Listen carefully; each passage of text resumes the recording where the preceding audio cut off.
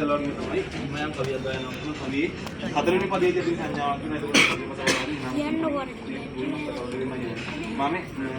බර බහින කොලයි පොල් කිඩි බින්ද මුරුණට අමිදන් දෙස්මින් තෙමස්කල් යවාලා පොළොව පිට පාතබා දම් දෙසූ දම් සංගුන්ගේ අනුහසිනි පිටත් වී භූමියේ පා තැබීමෙන් බසිනු මන විතොස්නෙන් මේ මඟුල් පෝරුවෙන් දැන්